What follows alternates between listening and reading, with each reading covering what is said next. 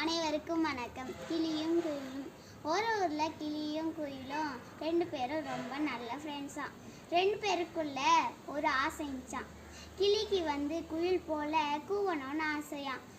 குயிலுக்கு கிளி போல பச்சை நிறத்தில் ஆகணும்னு ஆசையாம். ரெண்டு பேரும் மாற்றி மாற்றி சொல்லிங்கினாங்களாம்.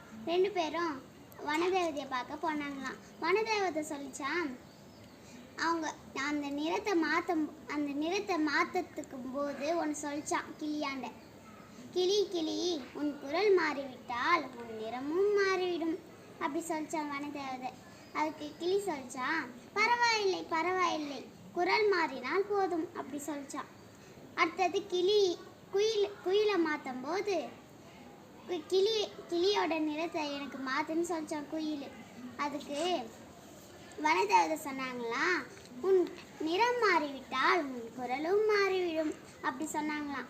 ரெண்டு பேரையும் மாயாஜாலை போட்டு மாற்றிட்டாங்களாம். ரெண்டு பேரும் வீட்டுக்கு போனாங்களாம். கிளி இற தேடிக்கிட்டு அவங்க குஞ்சுக்கிட்ட போச்சான். குஞ்சுகள் பார்த்தோன்னே பயந்துடுச்சான். நீ எங்கள் அம்மா இல்லை, போ போ அப்படி கத்திச்சான். பக்கத்தில் இருக்கிறவங்க பறவைகள்லாம் பார்த்து இந்த குஞ்சுகளை நம்ம பாதுகாக்கலான்னு சொல்லிட்டு அந்த கருப்பு பச்சை கிளியை துரத்தி அச்சிச்சான். அடுத்தது கிளியும் சோகமாக குயில்கிட்ட போச்சான்.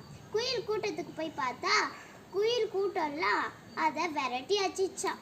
ரெண்டு பேரும் சோகமாக இருந்தாங்களாம். திரும்ப வனதேவதை கிட்ட போய் கேட்டாங்களாம், வனதேவதை எங்களை பழையபடியே மாற்றிடு அப்படி கேட்டாங்களாம்.